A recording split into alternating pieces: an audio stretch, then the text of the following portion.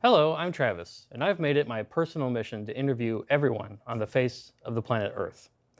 Today, we have a very special guest on the program, a Canadian. Hello. Hello, sir. How are you doing? I'm good. What's your name? My name's Travis. My name is Jordan Peterson. Cool. How do you like the weather? I like it sunny and not too humid. Oh, I like it when it rains. Hey, fair enough, man. Knock yourself out. So your name is Mr. Peterson. It's Dr. Peterson, Doc- actually. Well, so far. Oh, so far. What do you mean by that? Well, there are some bureaucrats who don't approve of me in Canada who would like to stop me from practicing my trade, let's say. Is this Justin Trudeau himself? No, it's a variety of his evil minions. Oh, okay, like Greg? Evil, ideologically obsessed minions. Okay, so I understand you're undergoing some sort of re-education. That's the theory. That's what I've been told. It's definitely the case. Yeah. Actually, I'm appealing that at the moment. So far, they haven't been all that effective at re-educating me. It keeps turning out that all the things I said were true and that the evidence for that continues to gather. So by the time they do haul me over the coals, they're going to look even more foolish than they already look, which is really quite a remarkable accomplishment. I can't imagine how the College of Psychologists, that's the regulatory board, is going to find someone daft enough to sit and re-educate me. Sure. Well, how do you know they haven't started secretly and they're implanting things in your life to re-educate you? It's certainly possible. What if I told you I'm with the College of Psychologists? I would say you're not doing a great job of re-educating me. That you're aware of. Fair enough, man. You might be one of the most subtle people I've ever met. If you had Justin Trudeau, sitting somewhere and he was strapped to a chair and, in that movie, A Clockwork Orange, and his eyes were strapped open, that sort of thing, and you had to re-educate him, why don't you try to do that? Go. Try to re-educate him? Yeah, that's me. I'm Justin Trudeau. I don't think I'd be willing to do it, unfortunately. Oh, well, There are none so blind as those who will not see. Right. But I mean, his eyes are strapped open. Yeah. So he can see. Physically, but not metaphysically. Oh. You can be able to see physically and you can be blinded ideologically. Oh. And that can be a worse form of blinding than actually lacking vision. So you said you were a doctor. Oh. I'm a psychologist, actually. Okay. Is that what you do for, a living? Mostly I lecture publicly and write. I'm an author. Okay. So you're like Hillary Clinton, where you get paid to, go places. I'm more physically attractive than Hillary Clinton. Oh, I mean, I'm on the road a lot. I've been in 600 cities in the last 5 years. Oh, so you're actually pretty famous. Yes, I would say that's fair. Let me shake your hand. No, I don't think so. I've just never shaken hands with a Canadian before. It is quite a privilege, I must admit. Yeah. So you keep clarifying, I'm a psychologist, not a doctor. Right. I'm not a physician. I am a doctor.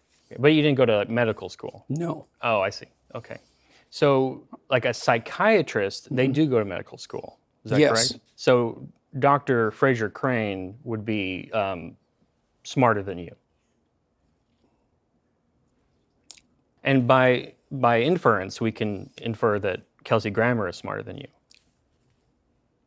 I would say that's a perfectly logical inference. Okay. So we know who you are, but why is Jordan Peterson? Apparently to cause trouble. Oh. Neat. That's cool.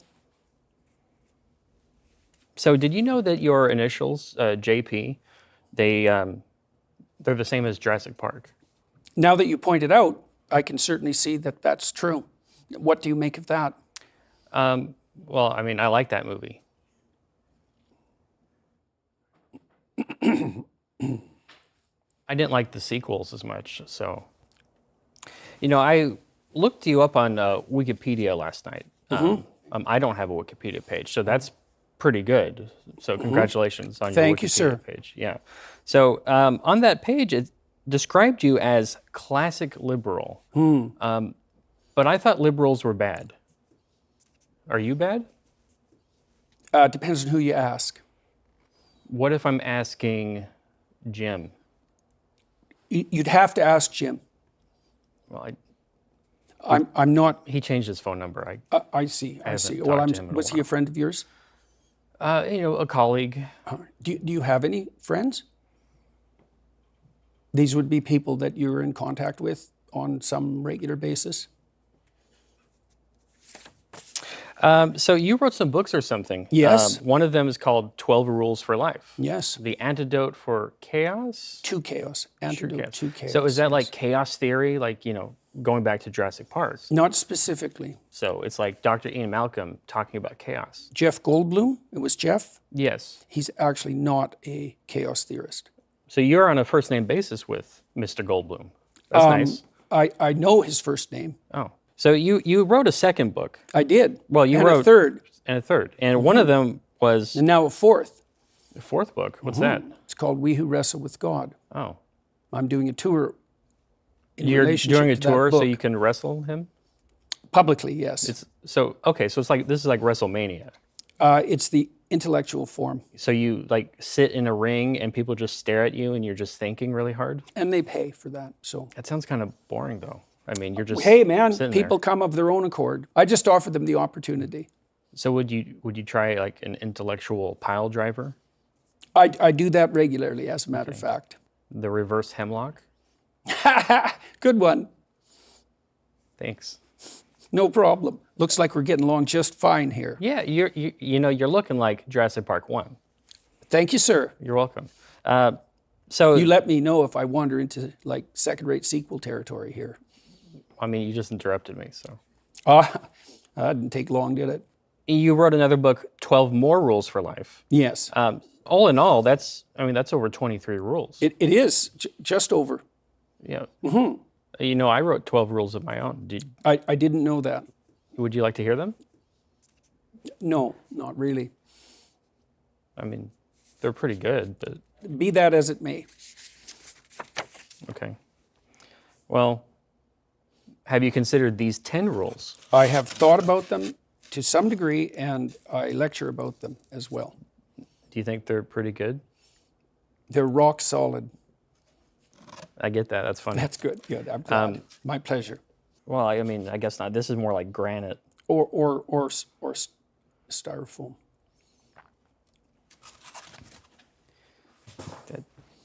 You weren't supposed to point that out. Oh, my apologies.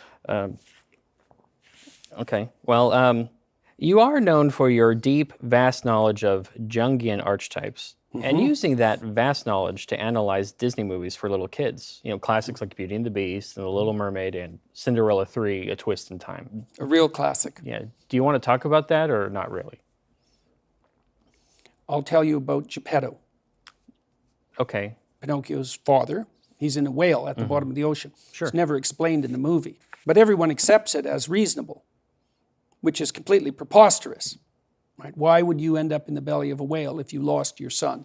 A whale is a carcass. A carcass is a storehouse of value. The modern landscape is littered with storehouses of value. Harvard is a whale carcass. And whale carcasses attract unconscious scavengers. And they live inside, completely incapable of understanding what gave rise to the storehouse of value, but perfectly willing to strip it to its bones. And that's really the situation we're in right now in the West.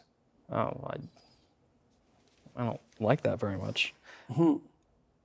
So can you give a quick analysis of Super Mario Brothers 2 for the Nintendo Entertainment System? No. It's the one with the turnips, if that helps. Right. I'm a little too old for that. It was originally called Doki Doki Panic in Japan. Those Japanese, man, they can really name things. Well, I think it's just a normal word in their language. Fair enough. Fair enough. Because the Japanese people are people. When did you figure that out? Well, it just came to me one day. I was thinking, they're just like you and me. They just like sushi. Hey, man. Do you like sushi? Not particularly. Oh. Have you ever had a lobster roll or anything Yes. like that? Okay. Because I understand you have an affinity for lobsters. Apparently. Yeah, I actually had lobster last night. I just thought that was an interesting coincidence. It is definitely an interesting coincidence.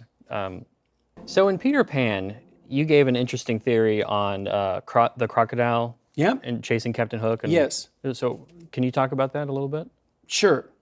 So a crocodile is a reptile, obviously, and reptiles are predators. They're iconic predators.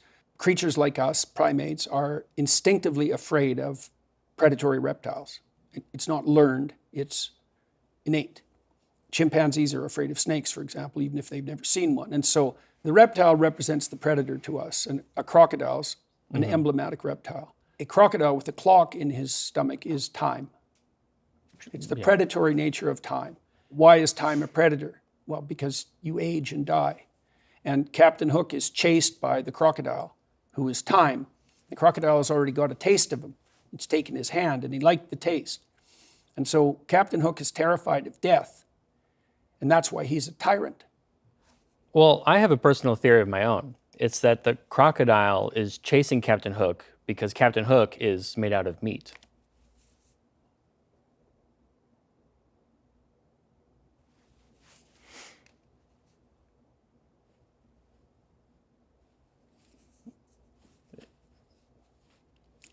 Yes.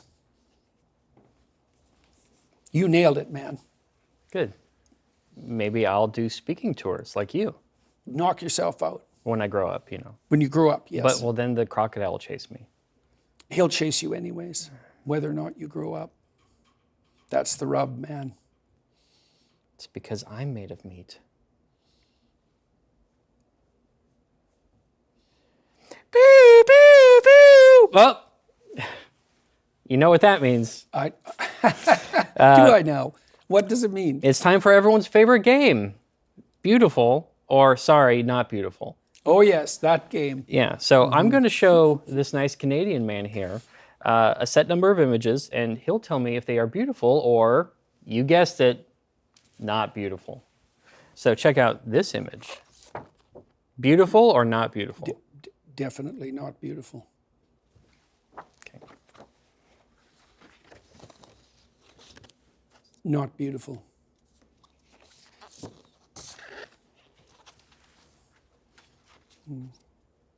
Not beautiful. You sure? Despite my reputation, yes, I'm quite sure. Okay. Hey, it's Mistress? Robert Crumb. Yeah. He's nice looking, right? He is. He's a very attractive man. Beautiful. Beautiful.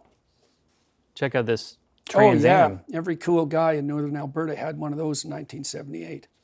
That's definitely beautiful. Every guy who worked on the rigs, that was his first car. Those were everywhere in northern Alberta. Usually smashed up by the side of the road within a couple of months. There's very few people in the world more beautiful than Jeremy Boring.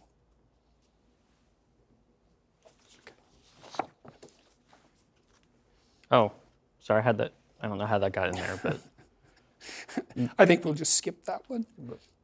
but I drew it. But hey, it's a beautiful drawing. Congratulations.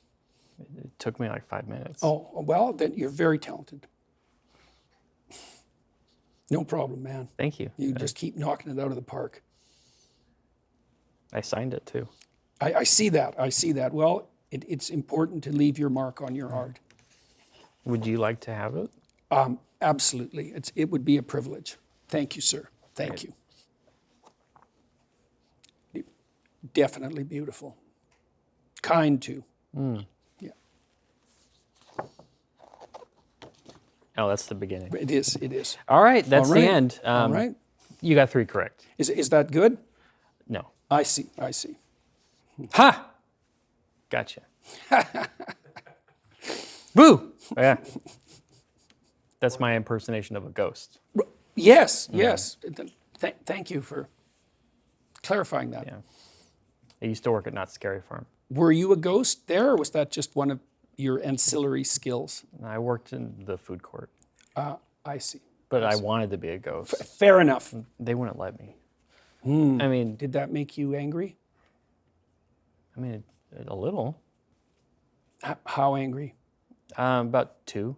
How often? About a 4.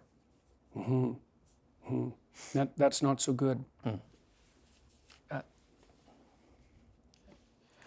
Well, I'm afraid we're about out of time, so let's lighten things up with just a quick question for the road. How do you see the fight for free speech going in a culture that seems to be increasingly polarized and at odds with the classically liberal value of the right to free expression? And how do you see figures such as you and Elon Musk standing against the authoritarian regime, attempting to shape the dialectical landscape for whatever happens to be politically expedient? I'm going to talk to Mr. Musk in 2 weeks. I'm going to ask him about X. I'm curious about whether he believes that the technology and the platform are actually salvageable. I think he's done a remarkable and brave job of taking over the X platform, and that it's serving a much more useful function than it did when it was regulated and controlled by the invisible woke mob. But I'm afraid that the technology itself facilitates free speech without responsibility. And that might be fatal. If you're in the real world, you have to live the consequences of what you say. Online, you don't. You can separate your opinions from your fate. That's a good way of thinking about it. So there's nothing really that keeps you on track. There's no responsibility commensurate with your, say, right to free speech. And I think that probably enables the psychopaths, because people can get away with saying anything. Well, and you might say that that's okay because people have the right to free speech, but if you're actually dealing with a person who's right there in front of you, no one can get away with just saying anything. There's all sorts of explicit and implicit rules governing the conversation, and all of that's lifted in the virtual space. And I'm afraid that that enables people who are psychopathic and narcissistic. It probably also tilts people who use those platforms towards narcissism and psychopathy. That's great. I got to get... Well, I'm just trying to answer your question. So the other thing that I would like to discuss is the fact that you need to think so you don't do stupid things. I've got Broadway tickets. You need, you need the right to discuss things in a manner that people might find offensive if you're likely to engage in the free speech that keeps your society intact. And so I guess really that's that's the end of that.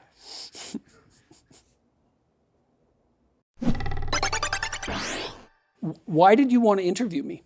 Is it just part of the interviewing the whole world ambition? You just first on the list. I see. Okay, well, I'm glad that I'm going to get to everybody. Matt Damon's next, if he'll answer my calls. Did you see the Bourne Ultimatum? I did. I enjoyed it a lot. But what did you think of it? I thought the camera was too shaky. How did you think it compared to Jurassic Park? Not as good. What about the sequels? It was probably better than Jurassic Park 3. How much better? About a 3. Three. Oh, that's about what I was thinking too. Yeah. I think I would have preferred it if about halfway through the movie he, went back in time and got a dinosaur to help him fight Carl Urban. I think when you interview him that you should suggest that and see, what he thinks. I mean, that could be a whole new genre. Yeah. Action, thriller, time travel, dinosaur. I mean, we'll see. If he doesn't answer me the next 30 minutes, then it goes to Greg, and Matt Damon goes to the back of the line.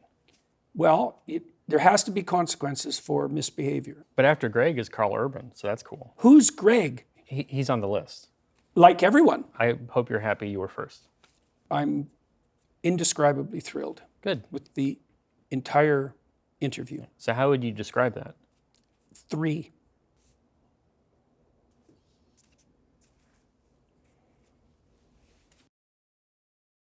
Thank you for watching Travis Interviews the World. Please be sure to like and subscribe. And leave a comment down below on who you'd like me to interview next. Would you like me to interview Genghis Khan? Attila the Hun? Fidel Castro? O.J. Simpson? No, he's dead. George Washington? Pat Buchanan?